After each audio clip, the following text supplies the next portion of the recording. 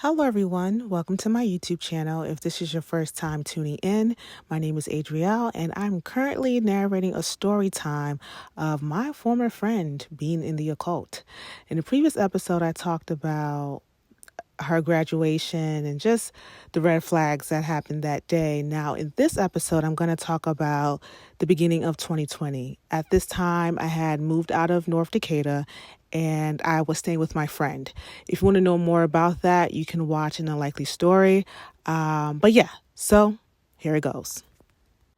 February 13, 2020, I move out of my apartment and I move in with my friend Ruth. February 15, 2020, I get a text from Ruby. Ruby basically texted me and was asking me how I was doing, how the job search was going, and if I moved out of my apartment. So basically, I let her know that I moved out of my apartment, and she was asking me where I was staying. I told her I was staying with Ruth and that I was going to apply for more jobs and just stay with Ruth for the meantime. So yeah, she was just basically checking up on me, asking me about the job search and where I was staying. At the end of February, we both agreed to meet at a cafe that was located in Perimeter in the beginning of March. So March 3rd, we meet at this cafe, right? We meet there and I'm talking to her about, the job search. I'm like, hey, did you hear back from Oakwood from that position you interviewed with before you went to Nigeria in December? And basically she let me know that she didn't get the job. So I was telling her like, hey, I was going through like jobs on LinkedIn and Oakwood had a position that was open in her department. So I was telling her about that. I'm like, hey, your department, back in Oakwood, they had a full-time position that they listed on LinkedIn. Why don't you apply for it since you were already, interning there before? Your manager already knows you. They already know you. So the chances of you getting hired on full-time is like a high chance. Like, why don't you apply for the position? And she was like, yeah, no, right now I'm just, focusing on learning real estate from my mom. So she told me her mom was into real estate and her mom was just basically showing her the ropes of real estate and all of that. So I remember just telling her like, hey, Ruby, your department, like your old department, they're hiring someone for a full-time role. You were an intern there. The chances of you getting that job is high. Why don't you just apply? So she was so nonchalant, like, no, I'm just focused on, my mom teaching me real estate and all that, right? So I'm like, okay, are you going to look for jobs elsewhere? She's like, I'm just focused on, like the real estate stuff with her mom. So I'm looking at her like, you know what? It's probably because she lives at home and she's not paying bills. So she doesn't really feel the need to look for a job right away. Me, on the other hand, y'all, I didn't have my family in Atlanta. My family's in New Jersey. So I felt every need to get a job right away. So I'm like, okay, she lives at home. She probably doesn't feel the push to secure a job right away.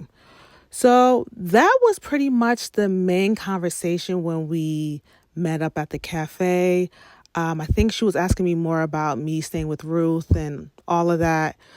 So that was that. March 21st / the 22nd. At this time, it was locked down. The vid was outside and we were all quarantined. I remember going into my car because Ruth, she was in class in the living room via Zoom. So I didn't want to bother her. So I went into my car and I said, you know what? Let me call Ruby. Like, it's been over a week since Georgia declared the lockdown, which was March 13th. I'm like, let me call her to see what's going on. Is her family good? Is everybody good? So I call her. So we're talking and she tells me that she got a job. And I'm like, what? She's like, yeah. I'm like, when did you get this job?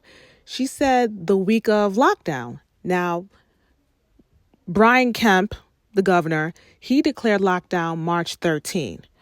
So she told me she got the job the week of lockdown. And I'm like, oh my goodness, that is so dope. Because when I was staying with Ruth and lockdown happened, Ruth was telling me a bunch of people on LinkedIn had gotten, laid off from their job, furloughed. And she was just talking about how people graduating in May were going to have a hard time looking for a job. Like, man, this whole vid situation is messing the job market. So when Ruby told me she got a job, I was like, yo, that is super dope, man. People are losing their jobs. She was able to secure one, right?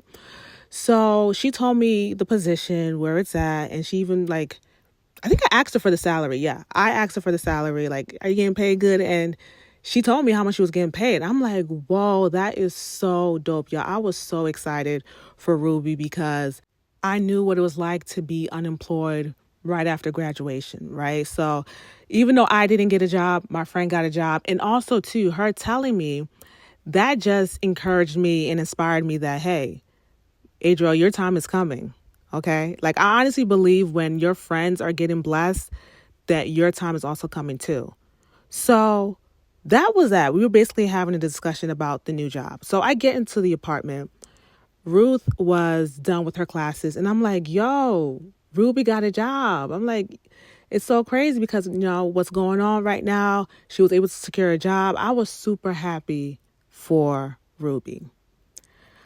Probably the next day, if it wasn't the next day, it probably was a couple of days later. I remember laying in bed and just thinking about the whole situation with Ruby securing a job. And I was so happy for her. That was when I was like, wait, hold up. I met up with Ruby March 3rd. She told me she got her job the week of lockdown. The governor declared lockdown March 13th. That was a Friday, y'all. So hypothetically, let's just say she secured the job March 10th, right? Let's just say March 10th, she was able to secure the job. So that means when I met up with her at the cafe, she already had an interview, y'all. Or she already applied for the job. So that was when I started doing the math like, yo, why did she act like she didn't want to get a job when I was talking to her at the cafe? Like, she was really like misleading me when it came to the whole job situation. And it was in that moment, y'all, I remembered Oakwood back in February of 2019. Now, if y'all remember, back in 2019, Ruby sent me a job posting on the Oakwood website, and she was telling me that I should apply for the job. That was early February. February 22nd, I met up with her at the basketball game, and I told her, hey, like, why don't you apply for the position? And she was like, oh, no, they're not going to hold a position for me because I graduate in December. March, she tells me that she had an interview for that position 5 weeks ago, and she didn't hear back. Y'all, immediately I grabbed my second phone, and this is what I did. I grabbed my second phone. I counted up 5 weeks from March 14. I think that was the day I spoke to her. So March 14 all the way to February, right? I counted 5 weeks. When I counted 5 weeks from March 14, y'all, I landed on February 7. Ruby had the interview with Oakwood February 7, y'all. We attended the basketball game February 22nd. 2 weeks later, y'all. So when I was telling her at that arena, when we're sitting in the arena, y'all, when I was telling her, hey, Ruby, why don't you apply for the position? Oh, no, they're not going to hold the position for me. Y'all, she already had the interview. Ruby played me in my face in the arena and at the cafe. I remember laying in bed and I was telling myself that, you know what, I need to be very careful with Ruby. I'm like, I can't trust her.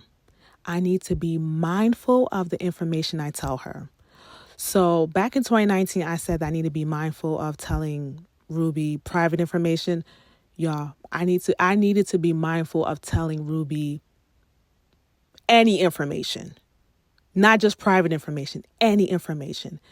And that was when I started to peep that, anytime we have conversations, she always wants to know what I got going on. She always wants to make me the center of our conversations. She never volunteers like information about herself. She always wants to know what I got going on. So it got me thinking like, man, is she a monitoring spirit? And like, why is she lying? So yeah, y'all, beginning of 2020, I said I needed to be careful with Ruby. I told myself, like, Adriel, do not indulge in personal information with her. Even if something is not personal, still try to wiggle your way in your conversations with her and try not to say certain things, because this girl cannot be trusted. At this point, I'm thinking she's crafty. She's moving like a snake. I need to be very careful with Ruby. So I'm going to stop the episode right here. Next episode, I'm going to talk about the other stuff that happened in 2020. And then later on, I'm going to get to 2021. And that was when other things were revealed to me, y'all. So if you're liking this story time, please like, comment, and subscribe. Please tune into The Likely Story as well.